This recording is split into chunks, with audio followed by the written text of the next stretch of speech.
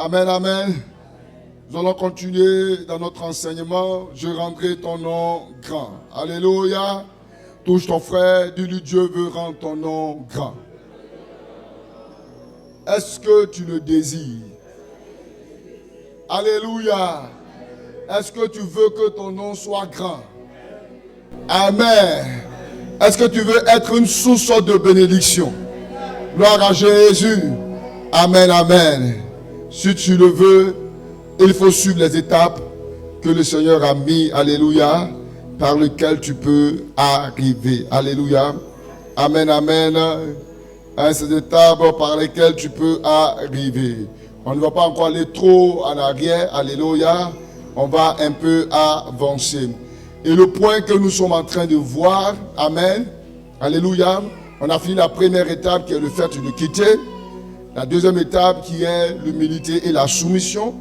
Et on a dit l'humilité et la soumission vis-à-vis de Dieu, qu'on voit par une obéissance absolue, déterminée, alléluia, à notre Dieu. Amen.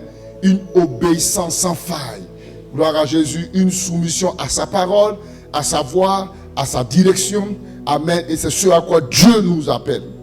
Amen. Et il y a la soumission vis-à-vis de l'homme. Alléluia. Vis-à-vis de l'homme. Et nous sommes en train de voir, alléluia, et les dédains. Amen. Le danger de l'orgueil. Amen. Pour que Dieu puisse te lever, il faut que tu sois une personne humble. Alléluia. Il faut que tu sois une personne humble. Quand on parle de rendre ton nom grand, nous sommes en train de parler d'un niveau d'élévation. Alléluia. Un niveau d'élévation. Vous savez, quand vous êtes élevé, amen, vous devenez une source de bénédiction. C'est pourquoi notre Dieu est élevé là-haut dans les cieux. Il dit notre Père qui est dans les cieux. Alléluia. Il y a une décision, il y a un niveau d'élévation. Et dans ce niveau d'élévation, il a le contrôle. Alléluia. Amen, amen. Il est important que tu sois élevé. Et Dieu veut t'élever. Dieu veut t'élever. Mais l'élévation n'est pas l'effet d'un hasard. L'élévation n'est pas un effet de surprise. L'élévation est le fait de respect de certaines règles, de certains principes de la vie, alléluia, qui vont te conduire à l'élévation. Gloire à Jésus. Et la première des choses, il faut quitter, il faut se convertir véritablement et être abandonné complètement à Jésus. Alléluia. La deuxième chose, il faut se soumettre, il faut être humble. L'humilité commence, la soumission commence par la soumission à Dieu. La soumission à Dieu, c'est une obéissance totale, sans faille, à la parole, à la voix de Dieu, au principe de Dieu, à la loi de Dieu. Alléluia. Amen. Et il y a l'humilité vis-à-vis de l'homme. Nous avons compris que l'orgueil est le grand problème, alléluia, qui fait l'obstacle dans la vie de plusieurs personnes. Alléluia. On a compris que l'orgueil, amen, quand tu es orgueilleux, ce n'est pas le diable qui te combat. Quand un homme est orgueilleux, le Satan lui-même prend congé. Il va en vacances. Alléluia. Parce que quand l'orgueil monte dans le cœur de l'homme, c'est Dieu lui-même qui va le combattre. Alléluia. C'est Dieu lui-même qui va le combattre. Et de nos jours, les gens sont devenus de plus en plus gonflés, de plus en plus orgueilleux, de plus en plus enflés d'orgueil. Alléluia. Gloire à Jésus. Et l'orgueil est destructif. L'orgueil détruit. Alléluia. L'orgueil détruit. Gloire à Jésus. Et nous sommes en train de voir, nous avons vu certaines choses. Alléluia. Amen. Gloire à Jésus. Cette raison pour laquelle nous devons être, alléluia. Amen. Nous devons être humbles. Alléluia. Nous devons être humbles. On a compris que, alléluia, il faut être humble. Alléluia. Il faut s'humilier. Amen. Alléluia. Parce que c'est Dieu qui résiste aux orgueilleux. Donc quand tu es orgueilleux, c'est Dieu lui-même qui te résiste. Alléluia. Il va résister à ton élévation. Il va résister à ta réussite. Il va résister à ton progrès. Il va résister à certaines choses dans ta vie. Gloire à Jésus. Alléluia. Amen, amen. Donc on a dit quand il y a l'orgueil dans la vie de quelqu'un, Satan lui-même il peut prendre congé. Et beaucoup de personnes ne savent pas que les résistances, ils vont s'en prendre à Satan. Les démons sortent, démon est brisé, esprit de ma famille, alors que ce n'est pas ça. Le problème là, c'est Dieu lui-même qui te résiste. Pourquoi? Parce que tu es orgueilleux. Tu es orgueilleux. Alléluia. Donc il faut s'humilier. Il faut s'humilier, alléluia, si on veut atteindre une nouvelle dimension. Celui qui veut atteindre l'élévation, celui qui veut monter, alléluia, en gloire, amen, doit apprendre à s'humilier. La Bible dit que Jésus-Christ était Dieu. Mais il ne s'est pas regardé comme étant égal à Dieu. Alléluia. La Bible dit qu'il s'est humilié lui-même. Amen. Alléluia. Et il allait jusqu'à la mort de la croix, la mort des bandits, la mort des voyous. Mais il a accepté cette mort. Mais la Bible dit, à force de s'humilier, c'est pourquoi Dieu l'a souverainement élevé. Alléluia. Et lui a donné le nom qui est au-dessus de tout nom. Il a rendu le nom de Jésus grand. C'est pourquoi Jésus là, il faut être aux États-Unis, il faut être partout. Le nom de Jésus fait de l'effet. Dans le monde éternel, le nom de Jésus fait de l'effet. Alléluia. Et c'est le nom qui a été donné parmi les hommes par lesquels on peut être sauvé. Mais pour que ce nom puisse avoir cet effet aussi puissant, alléluia, il y a eu d'abord un sacrifice. Il y a eu une humiliation. Gloire à Jésus. Amen, amen. Il faut s'humilier parce que l'humilité sera une couverture qui va vous protéger dans la vie. Qui va vous protéger dans la vie. Gloire à Dieu. Je vais vous donner un exemple la dernière fois de cette personne-là qui était tellement humble, tellement serviable à son travail. Alléluia, à la banque, tellement serviable, tellement accueillant. Gloire à Jésus. Et un jour, il est arrivé que en payant quelqu'un, il s'est trompé. Il a mis 2 millions de plus. Et grave encore, un gendarme. Vous savez, un corps habillé, il est toujours dans ses... Non, il ne faut pas espérer. Alléluia. Mais le gars, le gendarme est revenu vers lui, revenu donner de l'argent. Il lui dit que tu es une bonne personne. Il dit au gendarme, vraiment, tu es un gars bien. Il dit non, ce n'est pas que je suis un gars bien. Mais de la manière que tu accueilles les gens ici, de la manière que tu es serviable, de la manière que tu es disponible pour les gens, je ne peux pas avoir quelque chose de ce genre-là. Et puis partir avec l'argent. Alléluia. Ça l'a préservé d'un renvoi. Amen. Ça l'a préservé d'une perte d'emploi. Si il y a quelqu'un de gonflé, on dit, oh, laisse-lui l'orgueil au-dessus de là, on va voir ce qui va lui arriver. Laisse-le comme ça. Le gars, il est trop comme ça. Vous avez vu? Les gens vont te rejeter. Donc l'humilité là, ça va vous préserver, ça va vous protéger. Dans la vie, ça va vous protéger. Gloire à Jésus. Alléluia. Amen. Et la dernière chose qu'on n'a pas pu développer, c'est que il faut s'humilier parce que l'orgueil est un indicateur de votre prochaine destruction. Alléluia. L'orgueil est un indicateur que tu vas tomber bientôt. Tu comprends ça? Tu vas tomber bientôt. Proverbe chapitre 29, verset 23. Proverbe 16, 18. Et Proverbe 11, verset 2. Proverbe 29, verset 23. L'orgueil d'un homme la baisse. Mais celui qui est humble d'esprit obtient la gloire. L'orgueil d'un homme, quand tu es orgueilleux, ça va te faire descendre. Alléluia, ça va te faire descendre.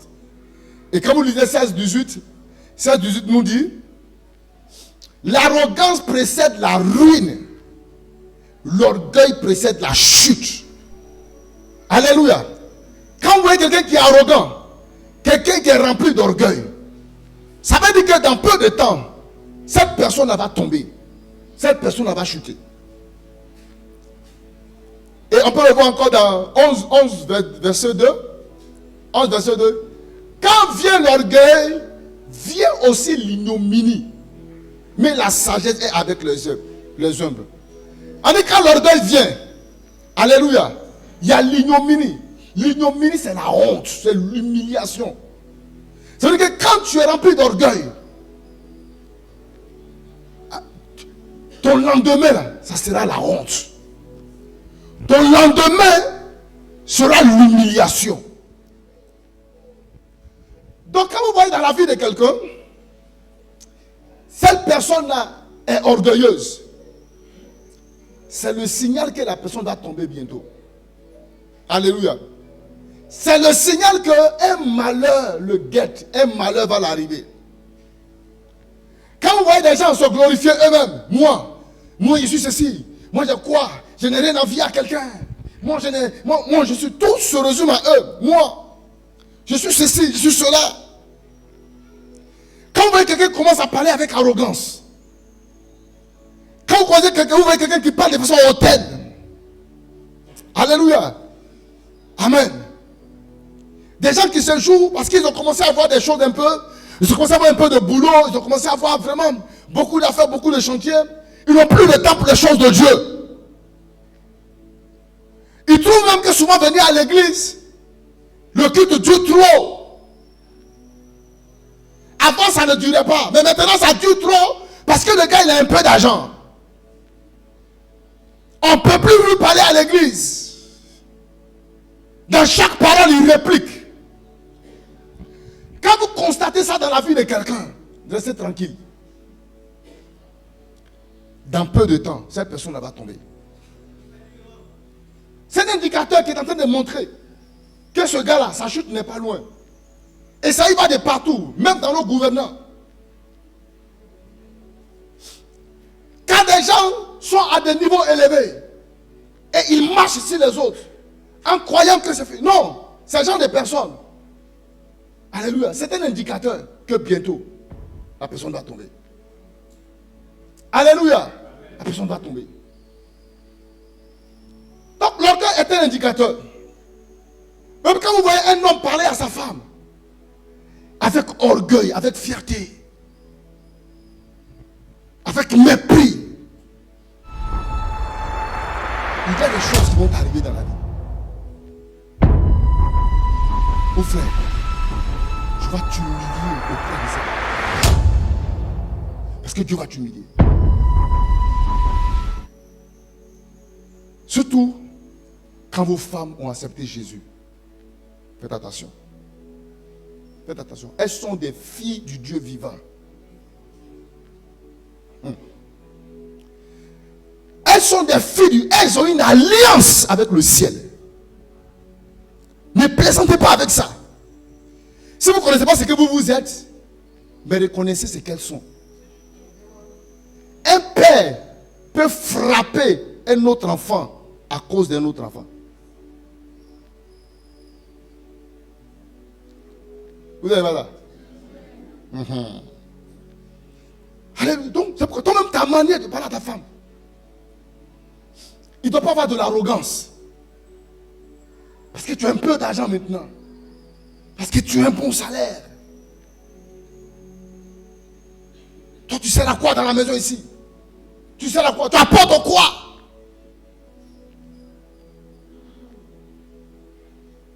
Attention, frère.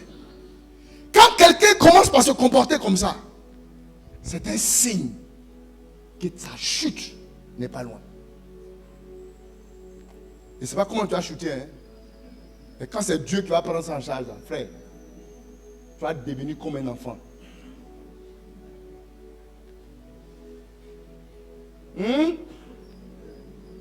Tu as peur? Il ne faut pas avoir peur. Il faut prendre la parole. C'est pourquoi l'orgueil là, il faut enlever. Quand une femme aussi se lève pour parler à son mari comme elle veut. J'ai vu des femmes qui avaient un peu d'argent que le mari. Quand le gars veut parler, on dit, oh, toi, tais-toi là-bas. On ne t'a pas interrogé. Parce que c'est elle qui a la charge de la maison. Il arrivait tant soit peu, c'est pourquoi j'ai dit aux hommes, débrouillez, faites tout ce que vous pouvez. Ayez l'argent que votre femme.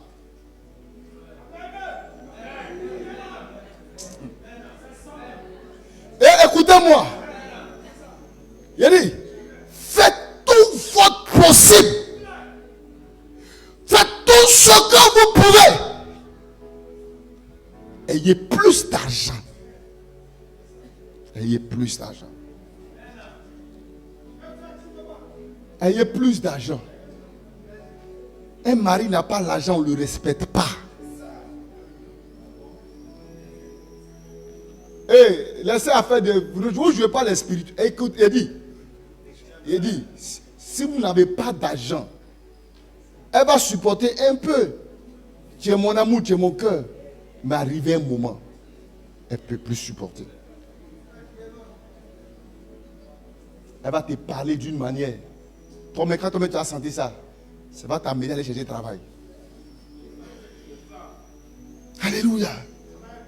Donc quand une femme commence par avoir un peu, Elle prend certaines responsabilités dans la maison. Et ça commence à monter son cœur. À élever la voix sur son mari. Être rempli d'orgueil. C'est un indicateur que bientôt tu vas tomber. Tu vas tomber. Il y a des femmes qui sont orgueilleuses à cause de leur beauté. Alléluia. À cause de leur beauté. À cause de leur forme. Parce que pour elle, Dieu les a tellement bien taillés. Il faut laisser toi là. Tu connais les garçons qui m'échappent dehors. Toi, tu connais. Tu connais.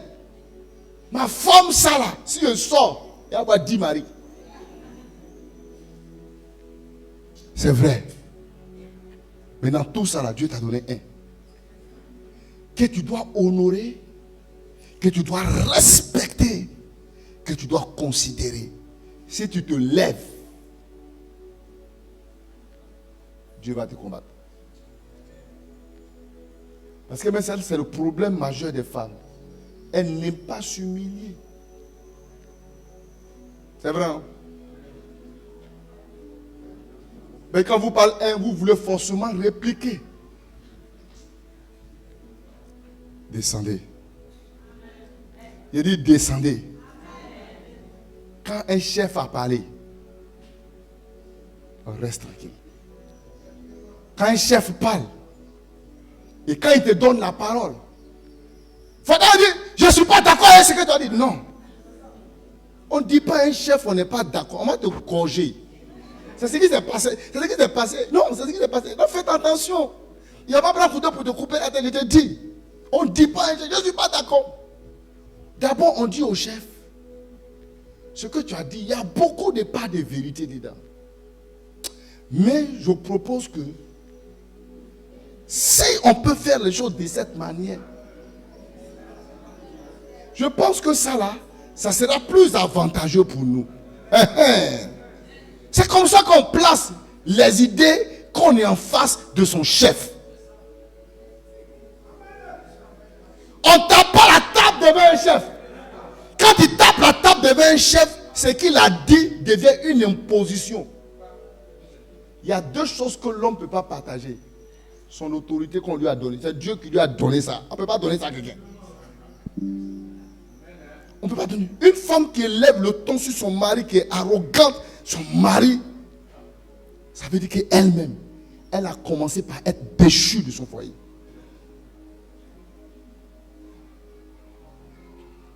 Si tu ne crois pas, il faut appeler la reine Vassie. Tu vas lui demander. Elle va t'expliquer comment Esther a fait pour venir être reine. Et quand même.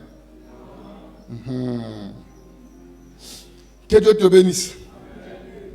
Alléluia.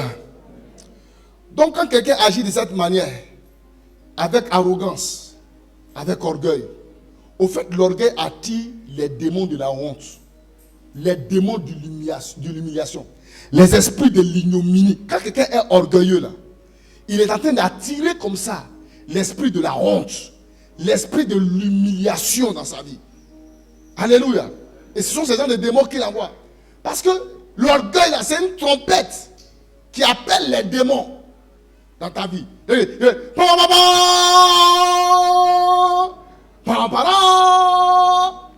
Ta trompette là, au fait, c'est en train de sonner dans le camp des esprits.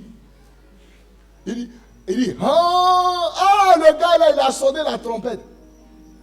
Esprit de honte, viens. Esprit d'humiliation, viens.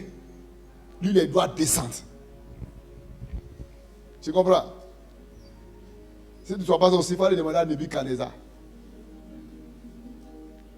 Hein? Il a quitté le royaume. Dieu lui a dit, tu vas descendre. Quand il est descendu, il est allé dans la brousse pour aller manger les herbes. Un roi. Pendant 7 ans, Dieu l'a écrasé. Il a fait. Quand il a fini de l'écraser là, et qu'il est arrivé au royaume, ils font ça. Avant, il disait, moi, j'ai atteint ça. Mon royaume est ainsi. Mais quand Dieu l'a descendu, ils vont dire, tout ce que j'ai, c'est Dieu. Allez, alléluia. Il dit tout ce que j'ai atteint, c'est la grâce de Dieu. Et quand Dieu t'écrase, c'est son nom qui est élevé. Alléluia. S'il vous plaît, et ne nous dérangez pas. Gloire à Jésus. Alléluia. Amen, amen.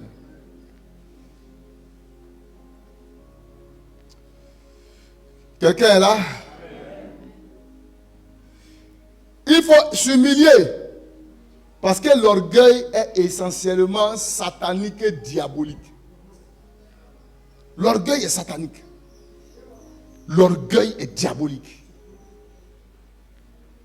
Quand tu commences à être orgueilleux là, frère, au fait, l'orgueil c'est le caractère du diable. C'est le caractère de Satan. C'est comme ça il est. De la manière que Dieu, on dit Dieu est amour. Dieu est rempli de douceur. Dieu est patient. C'est de cette même manière que Satan, son caractère là, il est orgueilleux. Donc quand il y a l'orgueil dans la vie de quelqu'un, alléluia. Tu comprends ça? Tu vas ressembler au diable. Quand tu es orgueilleux, ça veut dire que tu marches sous le commandement du diable. Vous savez que Satan fut radié. Il était radié au ciel. Satan était quoi? Il était un ange de lumière. Amen. Il était un ange de lumière, un chantre.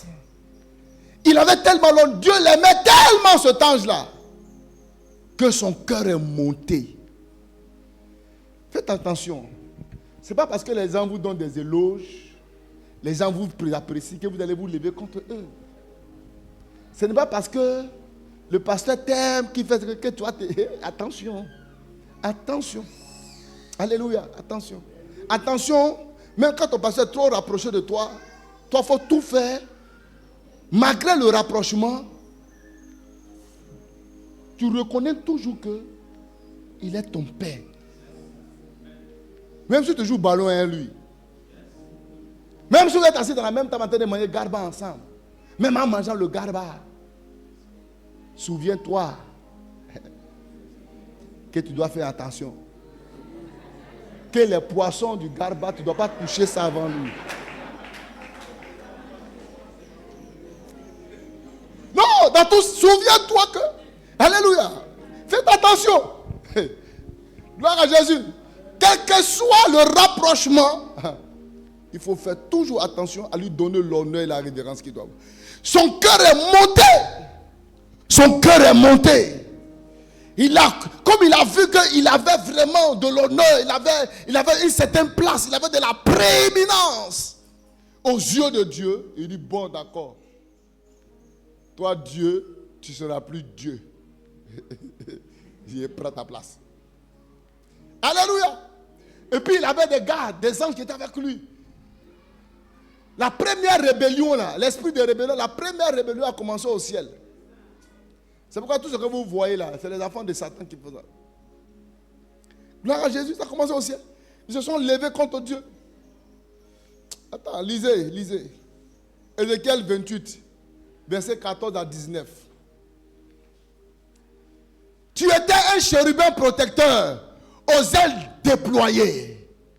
Je t'avais placé et tu étais sur la sainte montagne de Dieu. Tu marchais au milieu des pierres étincelantes. Tu as été intègre dans toutes tes voies depuis le jour où tu fus créé jusqu'à celui où l'iniquité a été trouvée chez toi.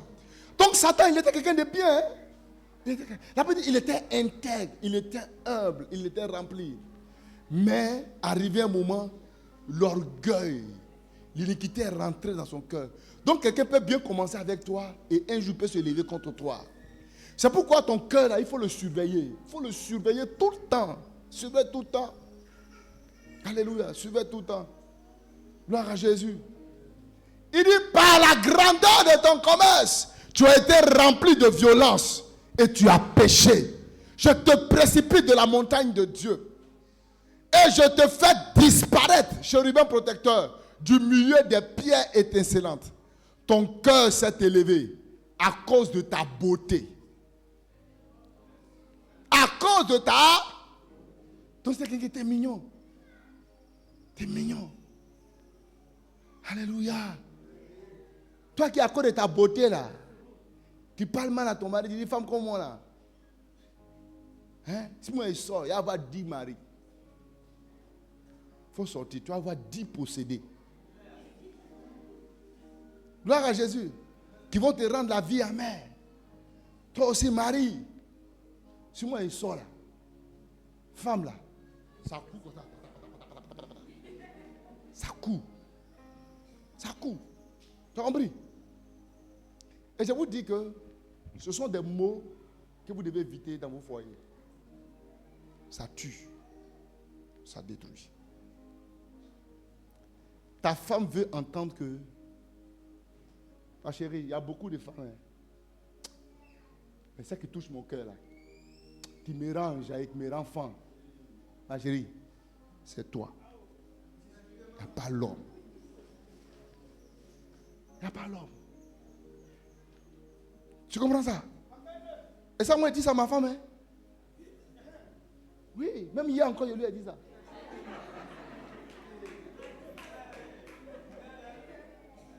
Alléluia. Parce que vous savez qu'il y a l'éloignement. Gloire à Jésus. Mais je lui dis ça. Il n'y a pas quelqu'un qui peut tuer mon cœur. La seule personne qui peut assassiner mon cœur là, c'est toi. Il n'y a pas. Il n'y a pas aucun. Alléluia. Gloire à Jésus. Elle vient entendre ça. Ton mari aussi vient entendre ça. Il ne veut pas entendre que si je sors tout de suite, dans des gazons, si moi je sors tout de suite là.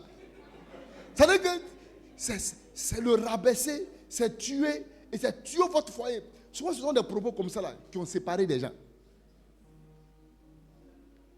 Alléluia. Amen. Et ton cœur s'est élevé corrompu de sagesse. Par ton éclat, je te jette par terre. Je te livre en spectacle. Oh quoi? Je te livre. Il y en a qui ont quitté des foyers parce qu'elles pensaient que si elles quittaient, elles sont tellement belles que les gens vont courir derrière elles. Mais elles ne savaient pas que les gens de derrière là. Non, il y a beaucoup de faux types de... Non, mon ami. Gloire à Jésus. Alléluia. Vous voyez? Donc quand on regarde ça, on n'a aucune raison d'être orgueilleux. Parce que l'orgueil n'apporte rien à la vie. L'orgueil n'apporte rien à la vie. Alléluia. Ça n'apporte rien à la vie. Malheureusement, l'orgueil a rempli la vie de plusieurs personnes. Alléluia. D'autres personnes ont rempli tellement d'orgueil qu'ils renient même que Dieu existe. C'est-à-dire que eux, pour eux là, c'est-à-dire que Dieu n'existe pas. C'est de l'orgueil. C'est l'orgueil qui a rempli les gens aujourd'hui qui vont pour combattre les pasteurs. Le gars, il a fait 2 petits miracles, tout de suite c'est fini. Le gars, il est venu prêcher, on dit, oh frère, tu as prêché. Et puis ce sont les hommes, ils sont mauvais, les frères. Les fidèles là. Il dit, mon frère. Non, tu as tué aujourd'hui. Même si papa était là, il ne peut pas prêcher comme ça. Ah oui? Oui. Les gens sont comme ça. Ils vous élèvent. Ils vous positionnent. Et vous-même, qu'est-ce que moi on m'a pas dit?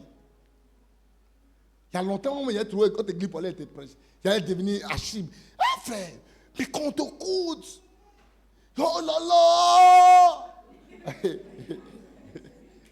Et les avaient dit, ton cœur, ton cœur, ton cœur, ton cœur. Gloire à Dieu, ton cœur. Attention. Attention. Attention. Alléluia. Il y a des gens qui prophétisent sur mes fils. On dit, ouais, l'homme de Dieu avec qui tu es, c'est un gars. Oh, moi-même, ici, on me dit, c'est un gars comme moi.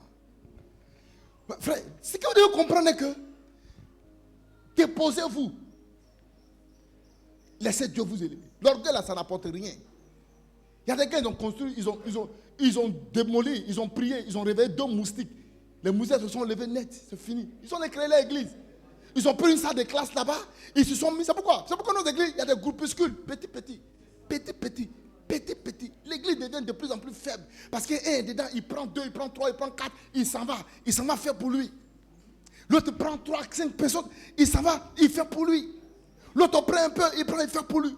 Tout ça, c'est l'orgueil. Les gens ne veulent pas se soumettre aux gens. Ils ne veulent pas recevoir d'ordre de la part de quelqu'un. Ils ne veulent pas avoir des gens au-dessus d'eux. Ils veulent eux être, moi. Il a dit, moi, même si mon père vient, il dit, Séraphin, va être service d'ordre à partir de maintenant, je dépose telle personne, frère. Tu vas voir comment il dégueule les douches là. Il a dit, frère, j'avais... Oh, quand tu vas venir à l'église, tu vas voir, les douches là sont propres. Oh, tu t'amuses. Nous, on n'est pas né chrétien, tu n'es pas chrétien de... Vous avez VIP. Nous, on est né chrétien de souffrance. Avec des pères qui buvaient Gary pour dormir, parce qu'il n'y avait rien. C'est pas Christian, non. Vous êtes venu quand vous êtes dans l'église, il y a carreau, il y a télévision, vous regardez. Après, vous voyez. Frère, pour voir ça là, il y a des gens qui ont payé le prix. Hein? Qui ont payé le prix. Mais on avait la possibilité là, d'aller fonder notre église. Pour qu'on soit chef, pour qu'on soit aussi patron. On est laissé là. Sur le moment, on envoie quelqu'un même pour dire, moi, son serviteur. Il est resté là, il est servi. Moi, je n'ai pas de problème avec. Je pense que vous comprenez un peu. Alléluia.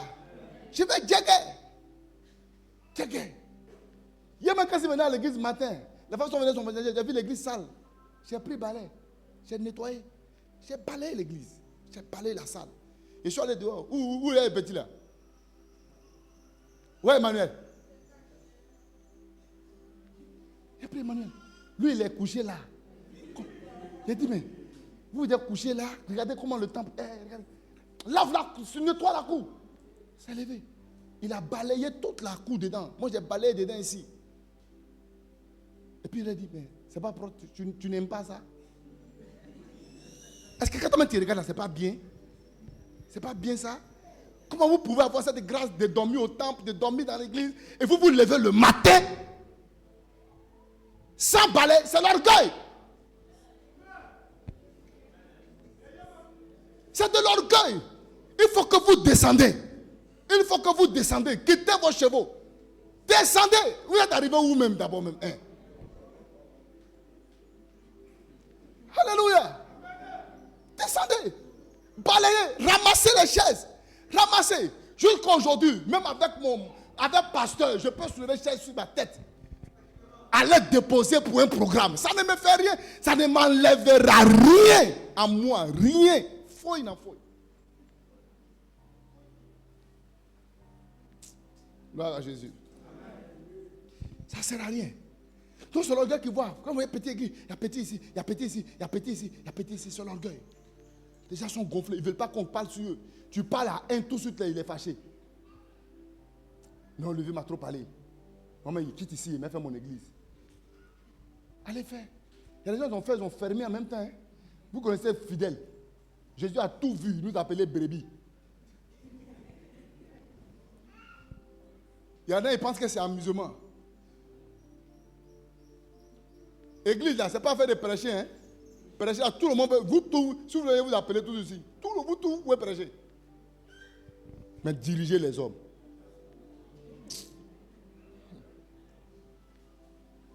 Souvent, on rentre à la maison, on est en boule jusqu'à... Et Dieu, il y a quoi? Il y a des gens, mais eux, ils font tout même pour faire que tu as douté même sur de ton appel. C'est-à-dire que leur comportement là, non?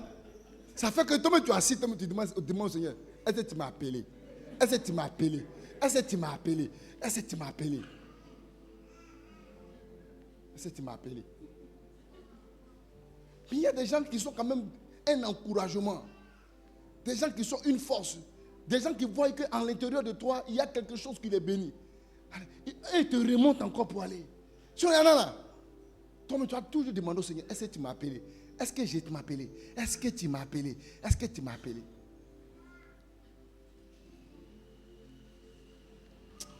On peut s'arrêter là.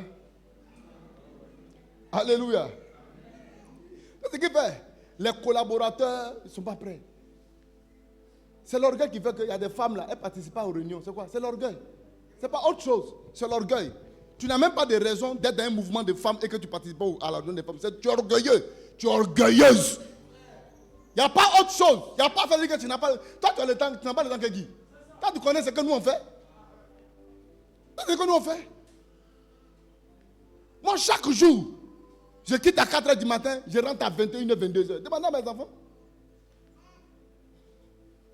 Toi, tu es trop pris quoi? Tu es pris par quoi? C'est l'orgueil, la fierté des gens. Les gens, souvent, ils ont mal au cœur. Ils ont gardé des choses dans les cœurs. Moi, ici, dans mon coin, tu es orgueilleuse. C'est de l'orgueil. Reste dans ton coin. La Bible dit que celui qui se met de côté cherche ce qui lui plaît. Tous ceux qui se mettent de côté là, c'est parce qu'ils veulent qu'on le fasse ce qui leur plaît. Mais dans une église, on n'est pas là pour faire ce qui te plaît. On est là pour faire ce qui plaît à Dieu. Et si toi aussi tu es là pour plaire à Dieu, dans ce cas-là, tu vas nous suivre dans tout ce qu'on fait. Donne-moi l'amen. Alléluia. Si après ce message-là, quelqu'un est sorti et puis il est encore resté dans ce qu'il est là. Bon, quoi? Quand Dieu a fini de parler, c'est vrai que maintenant il a eu raison maintenant d'attaquer. Parce qu'il t'a informé, il t'a dit tout ce qu'il doit attacher à ça. Alléluia. Amen, amen. Donc c'est comme ça. C'est comme ça que vous allez voir que les assistants, les collaborateurs se lèvent contre les pasteurs, s'opposent, tout ça. C'est à cause de l'orgueil. Il n'y a rien à faire. C'est l'orgueil. C'est l'orgueil qui fait que beaucoup de personnes ont beaucoup de paix. J'ai mon papa ici, et papa ici. D'autres même trouvent que l'église même n'est pas souvent digne même d'envoyer souvent même les offrandes, mais les dîmes. Il faut. Depuis un moment là, vous avez commencé à voler Dieu.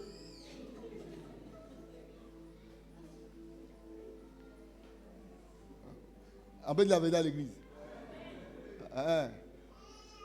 Bon, toi tu as volé les hommes, on peut t'envoyer ici, on peut aller plaider. Mais toi tu as volé Dieu. Non, on peut faire quoi? Alléluia. Gloire à Jésus. Donc c'est la même chose. C'est l'orgueil qui fait qu'une armée peut se lever ici, aller renverser le pouvoir de quelqu'un. C'est l'orgueil. Tu comprends ça? C'est l'orgueil. L'orgueil et puis Satan sont des amis. Ils vont ensemble. La dernière raison pour laquelle il faut s'humilier, c'est parce que l'orgueil même là, c'est une abomination devant Dieu. Proverbe chapitre 16, le verset 5.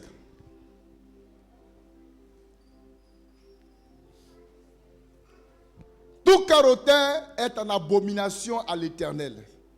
Quand quelqu'un est hautain, parce que être hautain, parler avec arrogance, tout ça là, ce sont les symptômes de l'orgueil. Ce sont les symptômes de l'orgueil. Mais la Bible dit tout cœur qui est hautain est en abomination à l'Éternel. Donc le fait même d'être orgueilleux, c'est une abomination devant Dieu. C'est une abomination devant Dieu. Alléluia. Donc Dieu ne combat pas seulement les orgueilleux, mais les orgueilleux sont une abomination devant Dieu. Dieu les déteste. Dieu déteste les gens orgueilleux. Alléluia. Maintenant, là, c'est dans quel camp toi tu veux être. Voilà 7 raisons pour lesquelles il faut t'humilier. Il faut t'humilier. Amen. Nous allons nous arrêter là pour ce matin. Les prochaines fois, on va parler de comment devenir humble. Ou bien le caractère par lequel on peut reconnaître qu'une personne est humble. C'est vrai de dire à quelqu'un, il ne faut pas être orgueilleux, il faut quitter l'orgueil. Mais qu'est-ce qu'il doit faire pour être humble? Quels sont les caractères, alléluia, de quelqu'un qui est humble? Quelles sont les attitudes qui doivent animer une personne qui veut marcher dans l'humilité? Gloire à Jésus. Et nous allons voir ça la prochaine fois par la grâce de Dieu. Amen, alléluia. De sorte que Dieu sème à l'intérieur de notre cœur, alléluia, cet esprit d'humilité. Parce que l'orgueil est très dangereux pour la vie de l'homme. Alléluia. Plus nous avons le succès, plus nous sommes élevés, plus nous montons, alléluia, plus l'esprit de l'orgueil nous guette. Nous guette. Gloire à Jésus. Amen, amen. Que Dieu te bénisse. Tu vas élever la voix.